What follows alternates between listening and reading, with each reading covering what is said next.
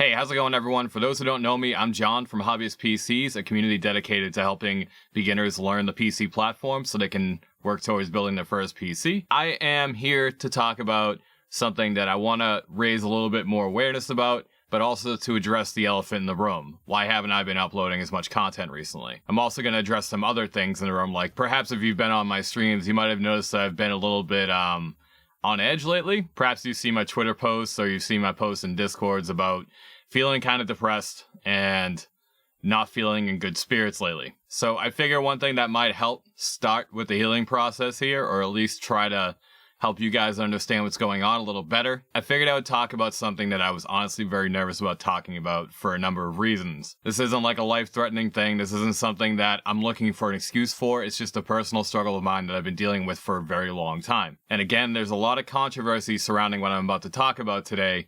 So at the very least, if you still have your doubts about whether or not this is real, I totally understand. But I'm going to make some sort of attempt to try to raise awareness about it and to try to maybe explain and help you understand what it is a little better. So while I explain this, please understand that I am aware of a lot of the controversies surrounding this, and I can completely understand your point of view as to why you have your doubts. But please, just hear me out. So when I was 3 years old, I was diagnosed with attention deficit disorder, ADD or ADHD. I know this isn't like some surprising thing that you were probably expecting to hear because honestly, a lot of people deal with this on a regular basis. But I think the one thing that gets overlooked about ADD and ADHD is that it has a spectrum and there's a degree of severity with each individual case. Not everyone's going to experience a lot of the same symptoms. Not everyone's going to have it affect them to a degree where it's a problem, at least for most of their life. And it's kind of why you see a lot of people get diagnosed with adult ADD. A lot of those people have had it the whole time, but they develop certain behavior skills and coping mechanisms that help them get through it without it debilitating them too much until they reach a certain point in their life, or maybe they're feeling more stressed or they have more responsibilities that they can't handle quite as much. And then they discover that they had this issue the whole time, and it kind of brought a lot of things to light for them. So the reason why I'm bringing this up today is because lately I have been struggling really bad with managing my behavioral issues when it comes to dealing with attention deficit disorder. And for those who aren't aware, the sort of symptoms that I might personally deal with a lot of the time are symptoms that might make me look like I'm disinterested, might make me look like I just don't care, might make me look like I just like it might even make me look stupid, or if you've been around me, you might have noticed.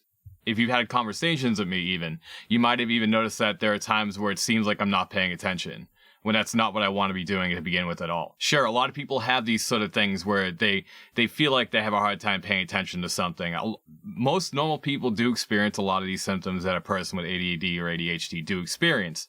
The difference is that I experience them on a more frequent basis than the normal person would. And when I mean like more frequent, I'm talking about multiple times per day, possibly even multiple times within an hour. Where maybe the normal person might occasionally drift off from time to time in the middle of a conversation, I drift off multiple times and I have no control over it. And unfortunately, a lot of these problems with ADD and ADHD tend to come in forms that debilitate my ability to be able to stay productive. ADHD is what's known as an executive function disorder. If you don't know what an executive function is, they are typically the parts of the brain that are responsible for prioritization, planning, or sustained effort towards a long-term goal. Those are areas that I struggle with regardless of how much I'm interested in it.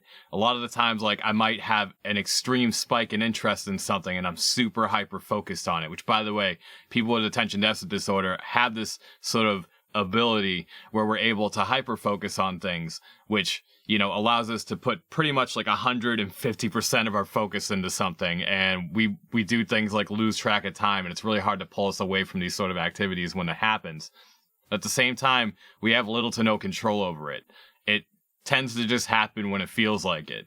I don't necessarily have the skills or the ability to just make myself hyper-focus when I feel like it. It's really almost up to my brain when it wants to do that.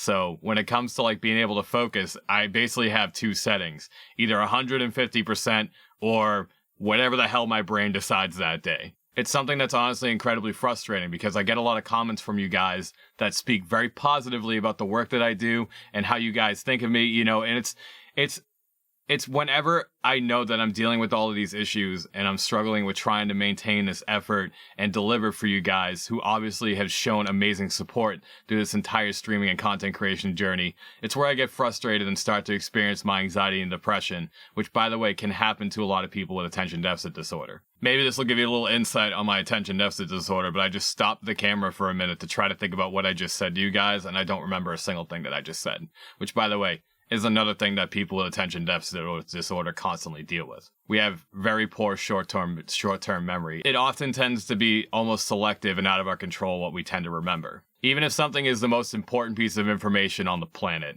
a lot of the times, like, you know, I'll tell myself I need to, for example, let's say I need to remember an email so I can send something super important to someone.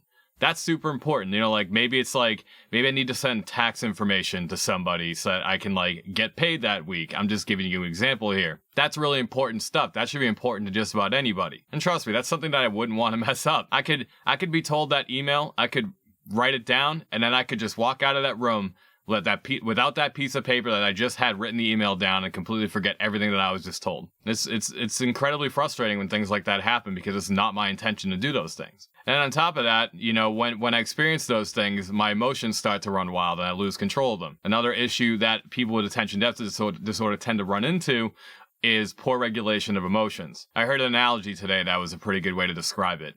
It's as if you have a sunburn on your skin and someone gives a playful slap on your back and it stings like the dickens, and you just can't control yourself. It's just an upsetting thing. It's kind of like how sometimes when someone might possibly be playing around, you know, having some good banter with me, and it might seem like that I'm not responding in a positive manner. Trust me, I like having those playful, banterish type of conversations with people. It's why I encourage it with a lot of people. But sometimes I might unintentionally react in a manner that almost seems like an overreaction to it. And honestly, whenever that stuff happens, trust me, I'm kicking myself every single time. It's not how I want to act around my friends. It's not how I want to treat my friends at all. It's also why I sometimes might come off as like a negative person. To some degree, yes, I am the type of person that wants to express myself honestly. But at the same time, it's never my intention to hurt people or respond in a socially awkward or unusual way. I just struggle with certain areas in my brain, essentially, that I've been struggling with for a very long time.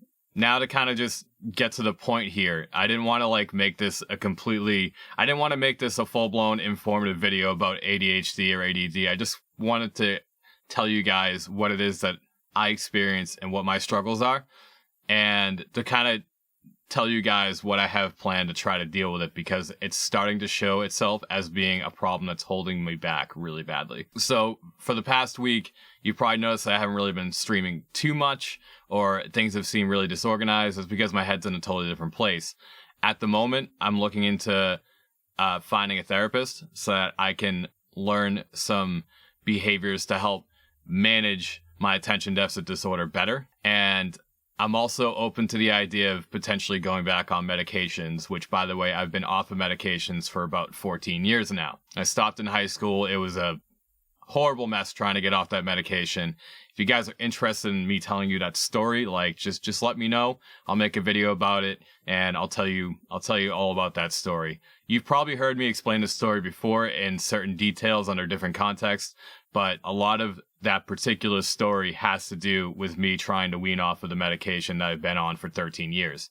And now I'm kind of at a point where I'm doing something that I honestly feel fulfilled doing, that I enjoy doing, and feels completely rewarding. But at the same time, my symptoms that I personally deal with when it comes to attention deficit disorder is what's holding me back tremendously, and I don't want it to get in my way anymore. So at the very least, what I can do is to try to take responsibility for it and get the help that I need, which is what I'm currently in the process of doing right now. And as far as what's going to be going on in the future, I just want to let you guys know that, as far as what's going on in Hobbyist PCs, the videos are going to be released at a slower pace, a much slower pace. At first, I kept up with trying to release videos on a weekly basis, and I did pretty good for a while, but again, I fell off because, again, executive functions are pretty lacking in the way my brain works. I want to be able to keep doing this thing, but sometimes it just, no matter how much I try to put all of my focus into it, it just isn't cooperative at all. But I am doing some other things as well to try to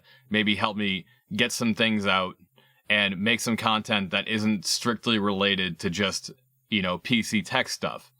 I have claimed a YouTube channel under my John the Zaz name, and I don't have any immediate plans to release content on there, but it's going to be sort of my outlet to release content that's not related to PC hardware tech specifically, and not making tutorial content, because Hobbyist PCs is about the community. It's also about helping people out and giving them informative videos that can help them learn the platform on their own. And I just personally feel that it's not appropriate to just release whatever content I want on a platform or a channel where it's intended to be informative and helpful. So in that regard, I've made a separate channel, and when I'm ready to give the link out to you guys, if you want to support that channel, that'd be fantastic.